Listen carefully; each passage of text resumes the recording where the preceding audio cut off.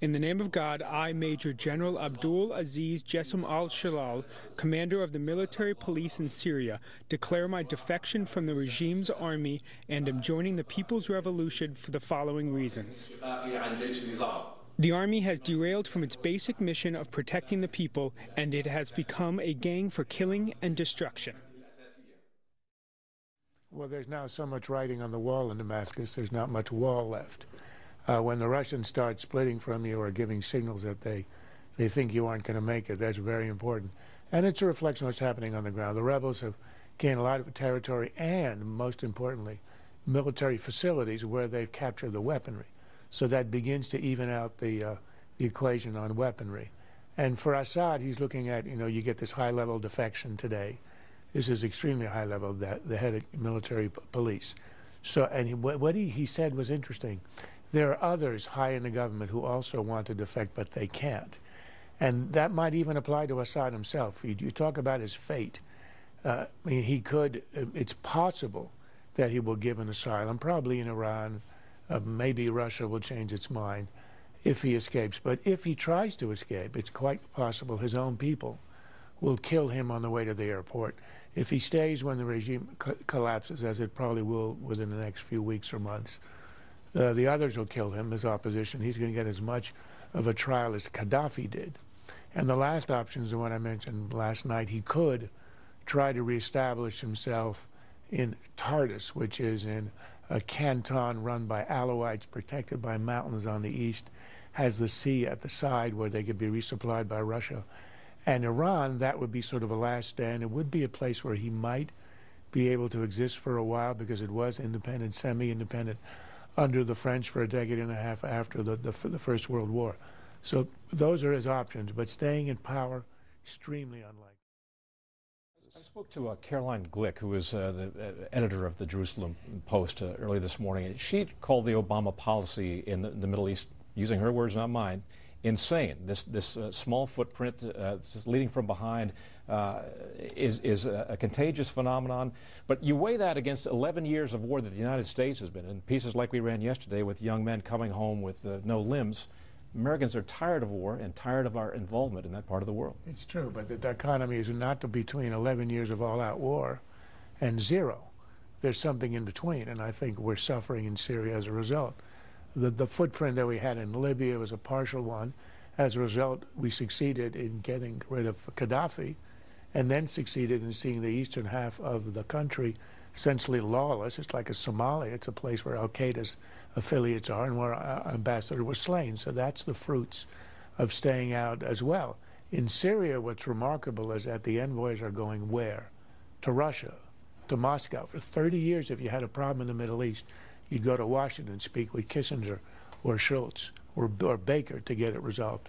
And the worst part is that by not supplying the rebels, we allowed the Saudis and the Qataris to funnel weaponry to the jihadist rebels.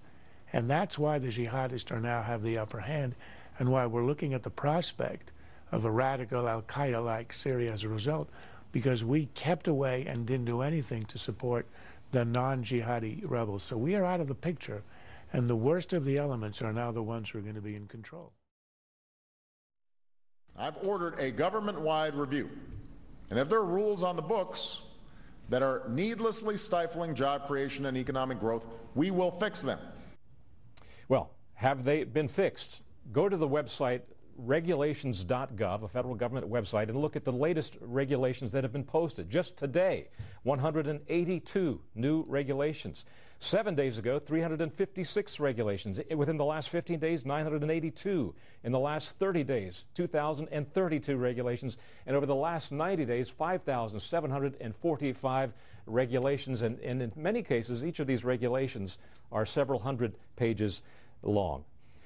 This is a problem in and of itself, but you add to that the comment period, which is mandated in law, 60-day comment period, has been shortened down under the Obama administration to 45 days and even a shorter comment period. Well, I mean, it's at so many levels is a problem. First of all, the volume, as you indicate, which is sort of overwhelming. If you're a small business, you have no idea what's going to happen with your healthcare costs, your taxes, and all the other regulations. The second is the sort of intrusiveness of all this. And the fact that it really hurts smaller business who don't have the lawyers and the accountants and the sharp, the former legislators who can work your way around the regulations. Then you've got the lack of being open about it. The administration has this short comment period where you're supposed to have 60 days by executive order, and you're not getting it, which means essentially the executive runs this. And lastly, you get the arrogance of it. The administration essentially enacting legislation on its own through regulation, the way it did the DREAM Act and the way it did in stripping away the work requirement in reform of welfare. So all of these things happen unilaterally. A lot of them, I think, are actually illegal and unconstitutional, but even if they are constitutional, they are incredibly destructive. The Obama administration, not just the EPA, but several agencies are working to find a way to regulate hydraulic fracturing at the federal level so that it can limit and eventually stop the practice altogether. The irony is that fracking is the one thing in the environmental, or excuse me, in the manufacturing sector that has really lifted up the economy to the point where we're now talking about exporting liquid natural gas. And it's the hypocrisy of the ideologues on the left. In the past, coal was the big offender. You wanted to kill coal, which in fact the EPA has done, and they say, well, natural gas is wonderful because it emits only half of the carbon. Well, now that coal is essentially abolished, we're not going to have any new plants, and now they're actually going after natural gas, which before was supposed to be so benign.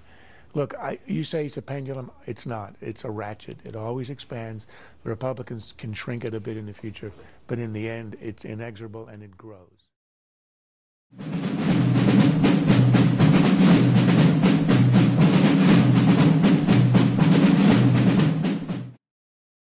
This has been a Sunfish production.